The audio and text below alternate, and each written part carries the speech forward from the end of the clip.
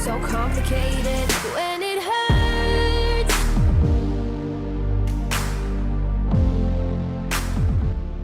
Yo, what's up guys? Jangan bertemu lagi bersama Goryodis di MotoGP 24 untuk karir episode ke-17.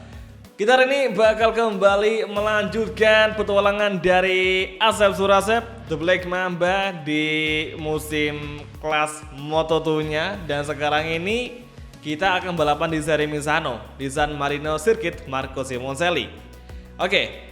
Saat ini kita masih dalam rangkaian duel atau battle untuk ngalahin si Fermin Aldeguer ya. Jadi kita masih terus panjang perjalanan kali ini karena memang kita lagi sengit banget sama si Fermin untuk perebutan puncak klasemen atau titel juara dunia di kelas Moto2. Oke, di klasemen kita masih memiliki 223 poin yang sama persis dengan Fermin Aldeguer. Dan kenapa kita di posisi paling atas? Karena kita unggul soal kemenangan dan juga podium dari si Fermin Aldeguer meskipun poinnya sama. Dan jujur, pertarungan atau persaingan di musim ini itu jelas sangatlah dibilang sulit ya enggak juga, tapi AI itu kayak bener-bener bisa ngimbangin performa kita dengan bantuan dari adaptive AI yang nyesuai dengan apa yang kita lakukan. Pokoknya AI bakal nyesuai sama performa kita di setiap balapan. Kemudian di statistik untuk perolehan kita di musim ini sementara waktu masih 5 kali kemenangan, 9 kali podium, dan 3 kali fastest lap, dan juga 6 kali meraih pole position atau start dari posisi paling depan. 6 kali start pole position. Dan selama 5 bulan terakhir kita 2 kali meraih kemenangan dan 1 kali podium, 3 ya. Terus di Sachsenring kita di urutan ke-11 karena crash kemarin. Terus di GP Aragon kemarin kita nggak bisa ngapa-ngapain dan mentok di posisi keempat saja. Belum bisa ngimbangin Fermin, Lopez, dan juga Ayogura. Sekarang giliran kita balapan di San Marino. Good morning and welcome back to the track for the second Moto2 class qualifying session. Here we go guys, sampai kita di sesi kualifikasi. Beri Baltus, Surasep, Safir, Carlos, dan juga Philip Salak lolos dari sesi Q2. Dan sekarang ini kita bersama Asep sudah berada di garasi dari Red Bull KTM Ajo. Nah sekarang gue bakal minta bantuan atau teknisi kita untuk ngebuat motor ini itu lebih oversteer supaya lebih enak untuk nikung. Kemudian untuk masalah pengereman juga itu bakal gue rubah, bakal gue perbaikin karena sering banget tergelincir. Ini gue lagi coba cari cara dengan meminta bantuan dengan teknisi kita supaya lebih paham, lebih pasti settingannya. Yang penting kita udah request kayak gimana, nanti biar mekanik aja yang nentuin gimana settingannya. Oke, sekarang time skip sesi kualifikasi kedua. Fermin masih menjadi pole position dengan lap time 1 menit 37, sekian detik. Oke, langsung aja kita turun ke lintasan dan sekarang Fermin hampir aja tembus di angka di waktu 1 menit 36 detik kan cuy. Jadi kita hari ini bakal mencoba mengukus lagi dan semoga aja di sesi Q2 ini di cuaca yang cloudy bisa ngebuat Asep meraih hasil yang maksimal. Semoga aja kita tembus di 5 besar ya, amin, semoga aja.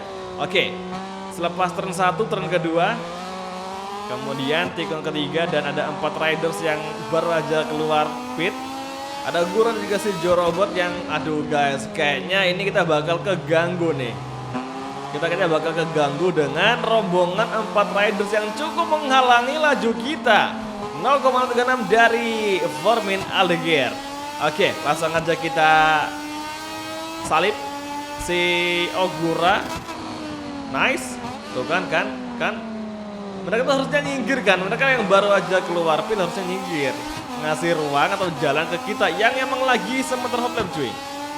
Oke, sektor 2. Nice, masih tipis. Plus 0,34 dari si Fermin Aldeguer.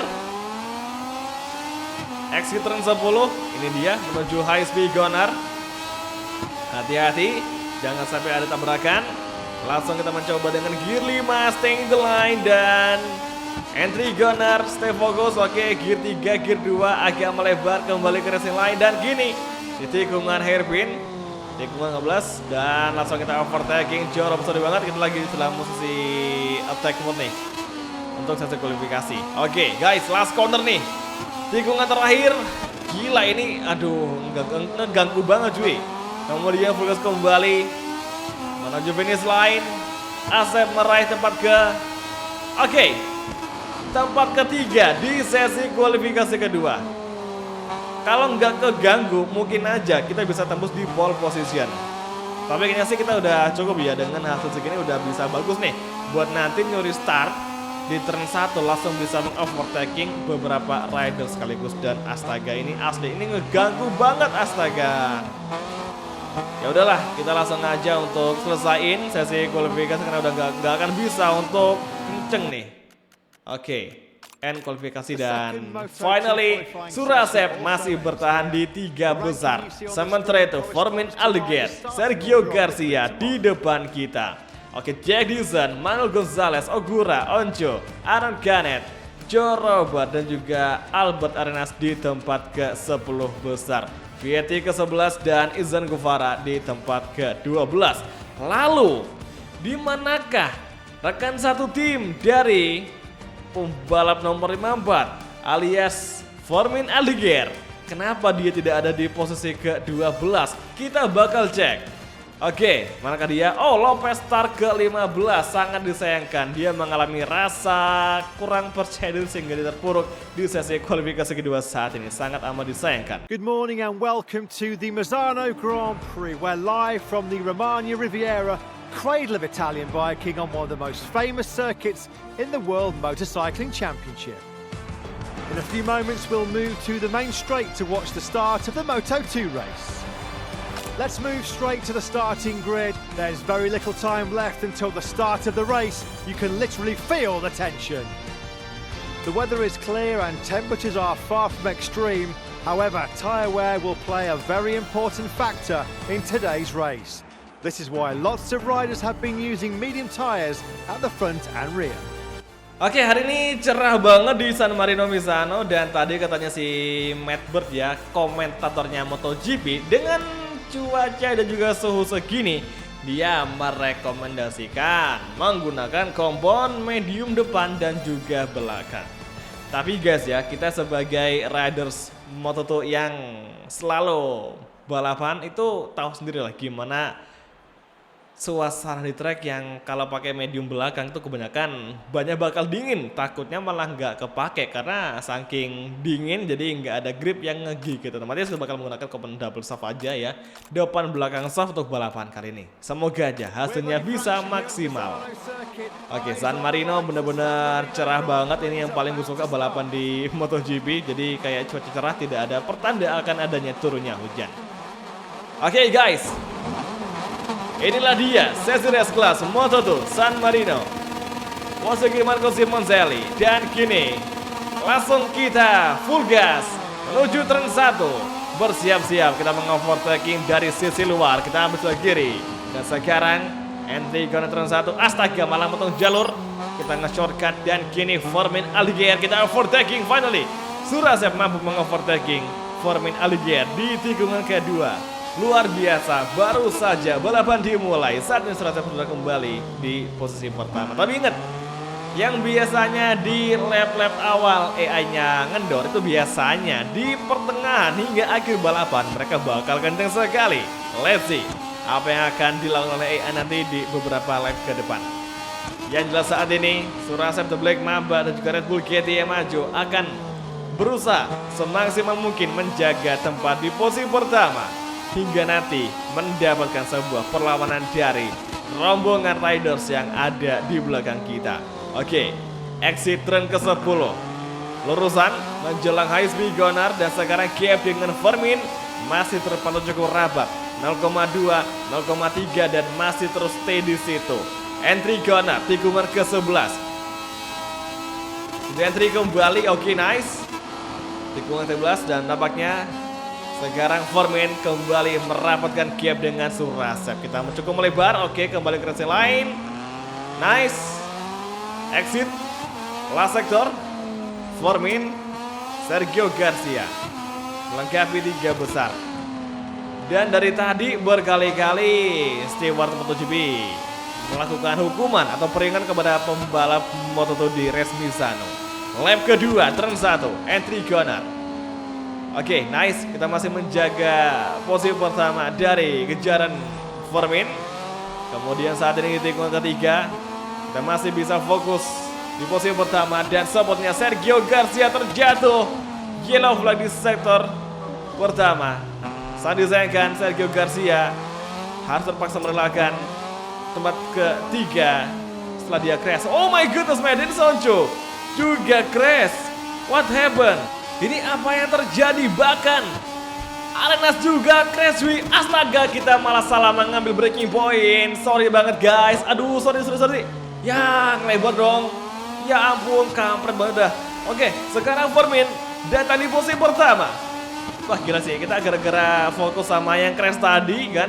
Karena emang se-chaos itu loh.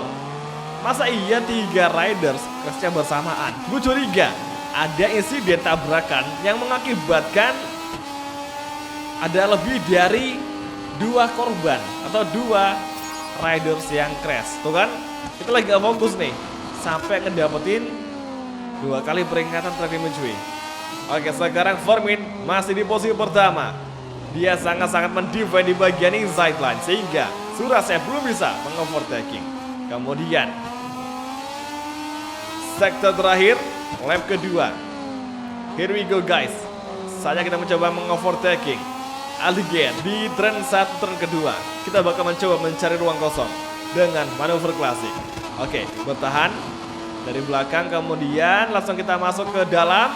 Kita blok mas, nice sekali. Sudah terus mengovertaking Formin, namun Formin kembali melawan dan dia mengambil sisi kiri. Langsung kita overtaking Formin Aldiger dan kini finally Formin Aldiger kita overtaking. Klasik sekali. Oke, hati-hati.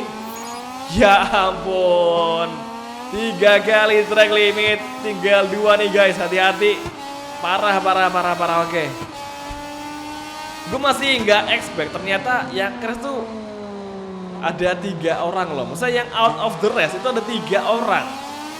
Yang pertama tadi si Garcia, kemudian Onco, dan diikuti oleh si Albert Arenas. Chaos sekali di Misano kali ini. Dan tadi banyak banget pembalap yang kena peringatan track limit.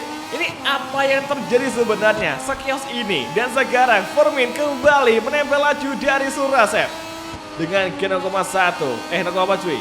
Dia masih menempel terus laju dari Surasep. Oke, entry gunner tikungan ke-13 dan kini datanglah Formin di belakang kita.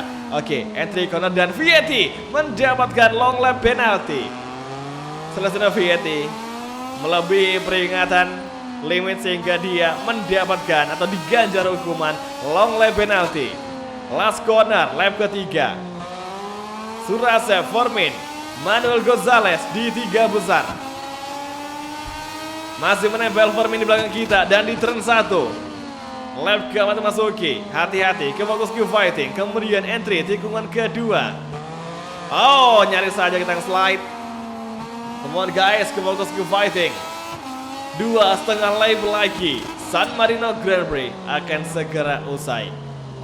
Vietti baru saja diberi hukuman long lap penalti, malah dia udah ngedapetin peringatan lagi. What happened? Ada apa dengan Vietti? Berkali-kali mendapatkan track limit. Pokoknya Misano Grand Prix banjir banget yang namanya peringatan dari Wim Stewart. Oke guys, turn ke-8 tikungan hairpin. Kita terus berusaha maksimal menjaga tempat pertama dari serangan Formin Aldiger. Kalau sekarang misal kita nanti finishnya di posisi pertama, kemudian Formin di posisi kedua, itu nanti kita bakal ada selisih 5 poin. Kita lebih unggul dari si Formin dan kita bisa dipastikan menang ya dengan si Formin. Tapi ini baru seri San Marino, masih banyak race yang akan kita tempuh hingga nanti di seri Valencia. Oke, pokoknya sih kita harusnya tetap fokus, tetap fight, melawan di barisan depan. Oke guys, ini suara motornya si Formin bener-bener kedengaran banget. Astaga, kita belang lebar. Ya ampun.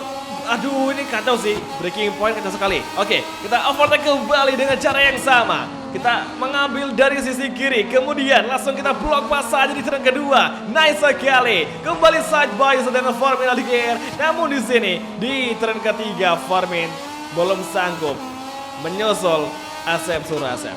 Oke, tapi yang penting sih kita udah bisa ngelakuin manuver tadi ya. Karena untuk belajar dari beberapa aksi manuver Marquez yang emang sering ngelakuin overtaking ketika sampai di sektor 1. Pokoknya antara turn 1 turn 2 itulah yang sering dilakukan sama Marquez ketika dia mengovertaking, dan kita berhasil mengaplikasikan gaya overtaking tersebut dari real life ke MotoGP, dan itu sangatlah menarik sekali. Ini sih kita harus tahu aja di mana celah dan momennya pas untuk mengovertaking. Sebenarnya di turn keempat juga bisa untuk overtaking. Tikungan 8 juga bisa, cuman ya namanya momentum kan, nggak selalunya kita dapat di bagian situ. Lebih cenderung ke turn 1 turn 2 yang kita dapat momentumnya untuk bisa mengovertaking. Oke, high speed gunner fokus kembali, masih gear 5. Memasuki tikungan ke 13. Masih Formin menempel kita, hati-hati. Oke, hairpin turn ke 14. Kembali exit gunner. Last sektor, 2 tikungan terakhir, gear 2 kembali ke gear 3. Gear 2 kembali, stay in the line, semoga nggak ngelebar. Nice, dapat apex-nya, kemudian exit menuju lap ke-6 atau menuju lap terakhir di Misano Grand Prix. Oke, update klasemen pengendara. Surasep take the lead dengan unggul 5 poin dari Formin Aldeguer. Oke, let's see apakah posisi ini bisa kita pertahankan hingga nanti di finish line. Dan sekarang cuaca atau langit di Misano sudah berubah menjadi gelap. Awan mendung sudah mulai berkumpul di atas sirkuit Misano San Marino. Dengan Q0,6, Surasep masih menjadi yang paling unggul di sini. Terbukti dengan kompon soft depan belakang. The Black Mamba Asep Surasep melaju kencang dari lap pertama setelah start dimulai hingga sekarang di pertengahan lap terakhir The Misano Grand Prix. Tren ke-10 bersiap-siap masuk ke tikungan high speed yang pastinya di sinilah kita bakal diuji tingkat refleks super tinggi dan juga kestabilan membawa motor ini. Oke, kita agak melebar dan limit. Oke, 4 kali peringatan track limit. Guys, hati-hati, Formin datang tadi. Langsung kita mendefend lagi. Hairpin gunner dan kini di exit gunner.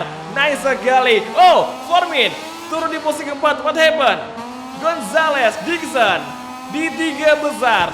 Formin keluar dari zona podium dan sekarang exit gunner menuju finish line. Dan Surasep, The Black Mamba meraih kemenangan di Red Bull Grand Prix of Misano. Gila, kita menang di balapan yang sponsor utama itu di Red Bull cuy. Dan tadi si Formin, kenapa dia kok tiba-tiba mundur? Gue curiga Formin tadi itu ada sedikit aksi menghindar yang kemungkinan besar dia tuh kayak sengaja menghindar dari kita supaya nggak tabrakan. Kan tadi sempat ada kejadian si Formin itu udah nempel sama kita dan hampir nabrak kita. Mungkin saja ketika si Formin menghindar dari tabrakan tersebut, langsung Formin di overtaking oleh Gonzales dan juga Jack Dixon, sehingga sekarang Formin gagal di zona podium dan malah di posisi keempat cuy. Jadi kayak ya udah, namanya juga balap, pasti kita nggak akan tahu ya gimana ke depannya. Pasti ada aja hal yang nggak terduga pasti bakal datang loh.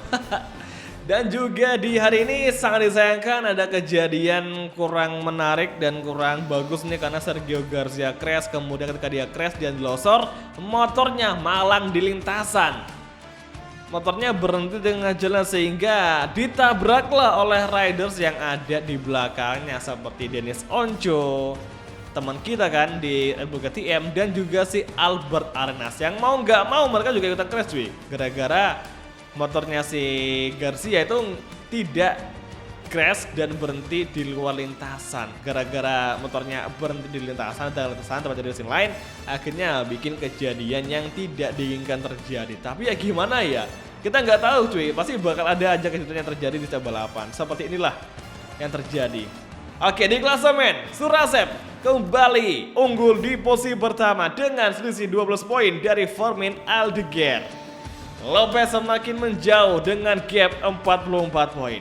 Oke, jangan senang dulu, masih panjang perjalanan yang harus ditempuh di balapan kali ini atau di musim kali ini. Yang jelas kita harus terus bersemangat dan pantang menyerah. Jadi oke semua, kalau gitu terima kasih nonton dan sampai ketemu lagi di video MotoGP Guide di episode selanjutnya. Oke, thank you, bye dan ciao guys, sampai jumpa.